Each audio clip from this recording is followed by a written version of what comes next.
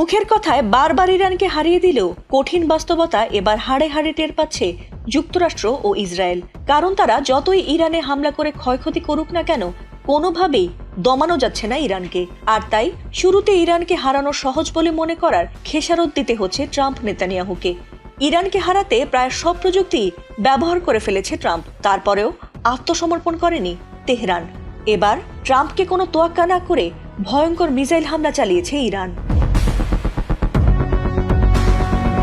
Operation true promise 4-এর আওতায় নতুন করে ইসরায়েলে যুক্তরাষ্ট্রে লাগাতার এই মিসাইল হামলায় ইসরায়েলের আয়রন ডোম থেকে আমেরিকার শক্তিশালী ও গুরুত্বপূর্ণ রাডারও মিসাইল দিয়ে উড়িয়ে দিয়েছে ইরানি বাহিনী।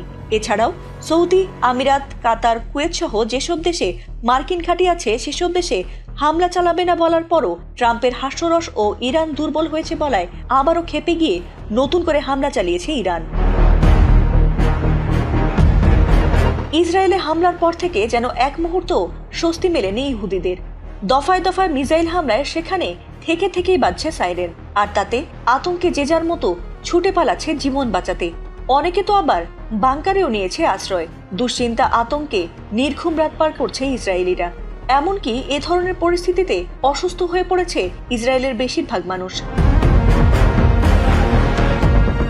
যুক্তরাষ্ট্র ও ইসরায়েলের যৌথ হামলার জবাবে ইরানের পাল্টা হামলা শুরুর পর থেকে এখন পর্যন্ত অন্তত 1929 জন ইসরায়েলিকে হাসপাতালে ভর্তি করা হয়েছে।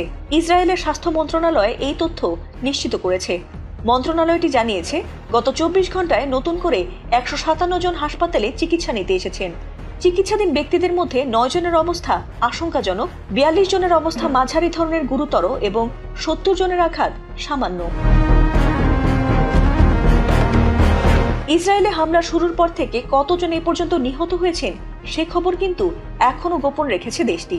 অনেকেরই ধারণা, নিজেদের শক্তিশালী বোঝাতেই হয়তো এসব সংবেদনশীল বিষয়গুলো সামনে আনতে দিচ্ছে না ইসরায়েল।